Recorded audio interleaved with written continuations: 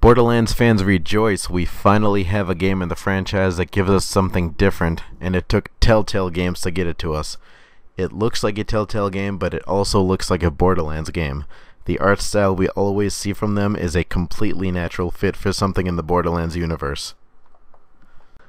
Now, obviously, this game is meant to be sold on its story, which takes place after Borderlands 2. It gives us several likable characters, including two playable characters you will switch between. One is a Hyperion employee who is going for Handsome Jack's old position at the head of the company. The other made her living on Pandora as a criminal, along with her sister and their mentor. They are both kidnapped by a masked man who demands to know about the little misunderstanding they got themselves mixed up in, so the whole thing takes place in a flashback. The first half is two conflicting accounts of the same series of events told by our main protagonists. It starts strong, we have the banter between them, and it's quite funny. But by the end of this section, I was hoping it would just get along with the rest of it, because the story progression soon slowed to a crawl.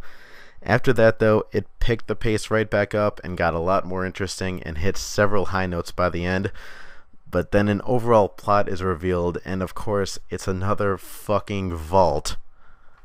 I can see it going to different interesting places along the way, and maybe it's more about the journey, but I have serious reservations about how it will end.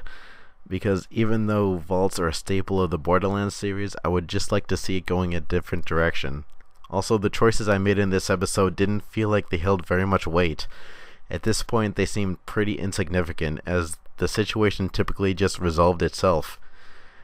This is a Telltale game though, so they could all change as more episodes are released.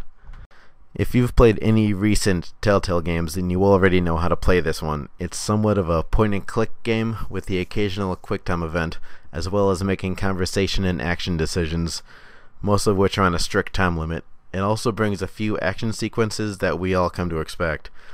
It uses the subject matter to make them pretty interesting, like using a loader robot to gun down bandits, but overall it just seems like we're going through the motions of what worked well in other games, like The Walking Dead. It does the job as well as it needs to, but I would have liked to see it break the mold just a little bit. They did bring along the Borderlands humor that we all know and either love or don't, and I did actually laugh out loud once or twice.